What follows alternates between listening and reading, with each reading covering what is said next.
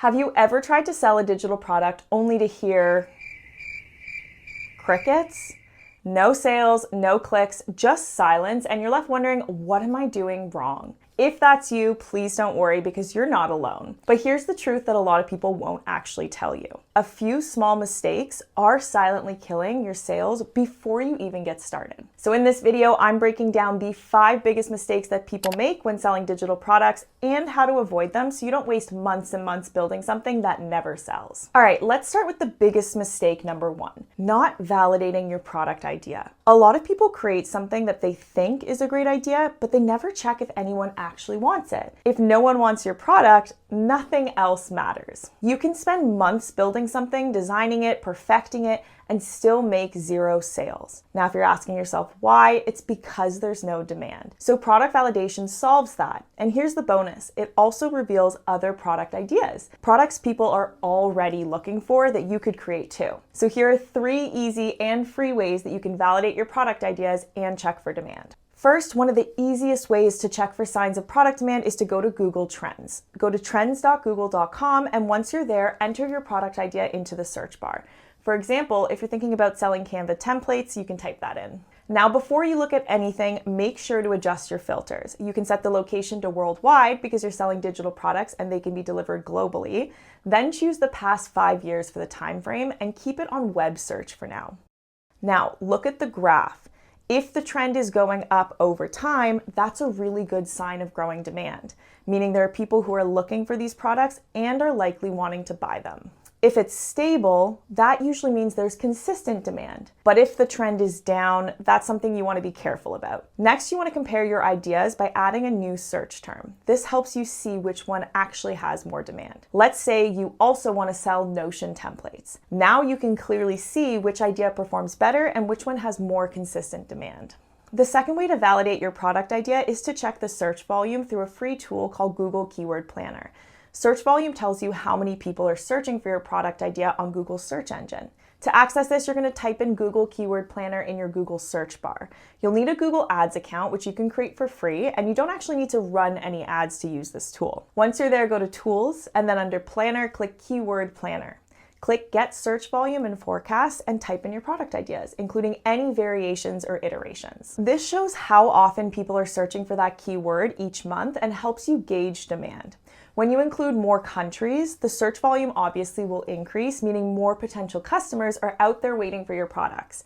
Ideally, you want keywords with consistent search volume and not just one-time spikes. If the line stays relatively steady month to month, that's a good sign of consistent demand.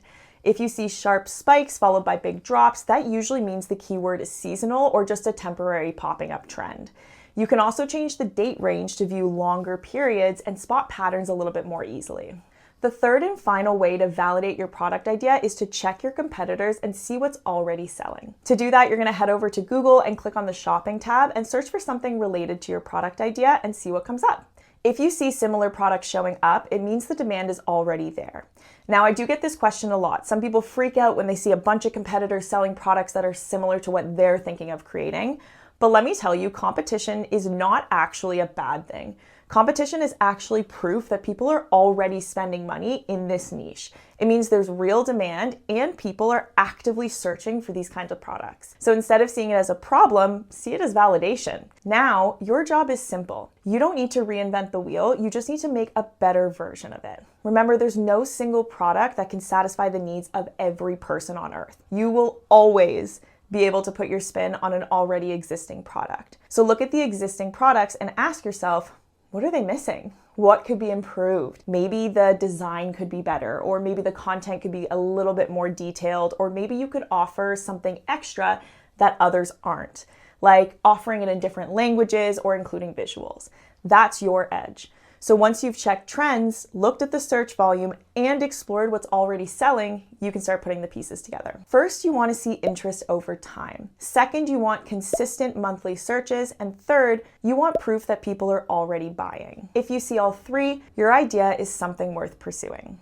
Now that you've validated your product idea, there's another big mistake to watch out for when selling digital products, and that's not knowing who you're actually selling to. It's so tempting to make your product appeal to as many people as possible. In theory, that sounds right. More people equals more sales. But in reality, it almost never works. Let's say you've created a fitness guide. Who is it for? Beginners? People trying to lose weight or build muscle? It's unclear, and when it's not clear, people are less likely to buy because they don't see it as relevant to them specifically. Now compare that to something like home workouts for postpartum moms. That's clear, that speaks to someone specific. When you know your audience, marketing becomes much easier. Your messaging is clearer, your content feels more relatable, and people are more likely to buy because it actually resonates with them. Moving on, there's another mistake that can quietly hurt your sales, and that is not choosing the right platform to sell on. You've already put in the hard work. You've nailed down your target niche and your digital product idea.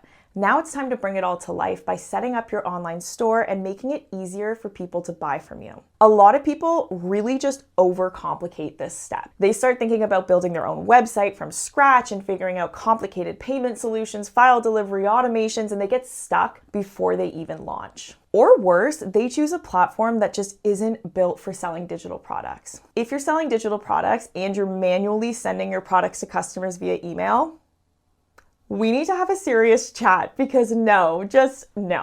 You need something simple, but specifically for selling digital products, this is what you're gonna need. Firstly, a platform that can support automatic file delivery, so your customers instantly receive their purchases and you don't have to lift a finger. This makes your store fully scalable. Secondly, you need strong security features to protect your products from being shared or stolen. You need a simple and beginner-friendly website builder so you can build a stunning online store. And finally, affordable pricing, because you don't want a platform that's going to eat into all of your profits with high fees. Now for this, I highly recommend using payhip. It checks all of the boxes, and the best part is there's no upfront costs or monthly fees. You only pay a small percentage fee when you make a sale, which means if you don't make money, you don't pay anything. So you can literally launch a fully functioning business with $0. You can create an account for free using the link in the description box below. After you sign up, you'll land on your dashboard, and you really only need to do 3 things to get your store ready for launch, and that's to upload your products, set up your payout information so you can get paid, of course,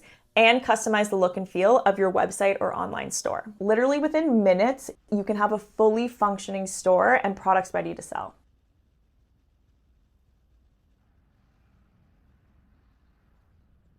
By the way, if you're enjoying this video, make sure to like, comment, and subscribe. By now, we've covered a few common mistakes that people make when selling digital products, but there's one more that often gets overlooked, and that's not promoting your products using the right channels. You can create a product, launch it, and then try to promote it, but in the wrong places. So naturally, you might start thinking that your product is just not good, but most of the time, that's not the problem. The real issue is that the product isn't being shown to the right people. So for example, someone scrolling through Pinterest is in a completely different mindset than someone in a Facebook group, and that difference matters. That's why instead of relying on just one channel, you need to ask where your audience is actually spending their time. Are they in niche Facebook groups? Are they watching YouTube tutorials? Are they on Reddit asking questions? That's where you want to show up, because when your product lands in front of people who are already looking for it, the sale feels like a logical next step. Moving on to the final biggest mistake when selling digital products. Even if you're reaching the right people, one thing can still make or break your sale, and that's not offering incentives. So what exactly is an incentive? Well, this could be a discount, a freebie, a limited time deal, anything like that. It's something that gives people that extra push to take action, because sometimes that little extra nudge is really all it takes to turn interest into a sale. Now, this means you need to be a bit smart with your pricing because they will eat into your margins if you're not careful. So you don't want to price things too low from the start. Instead, you want to price your product in a way that gives you room to offer a discount, run a promotion, or include a bonus while still making a profit. That's why it's important to think about your pricing strategically from day one. If you want an in-depth guide on pricing strategies, let me know in the comments and we'll dive into those in future videos. If there's one thing to take away from this video, it's this. Most people don't fail because digital products don't work. They fail because of these small, avoidable mistakes. But now you know what to look out for. And when you're ready to start your own digital product business, you can check out a ton of detailed step-by-step videos on our YouTube channel, where I show you exactly how you can launch various digital product businesses with a $0 budget. If this helped you, don't forget to like, comment, and subscribe, and I'll see you guys in the next video.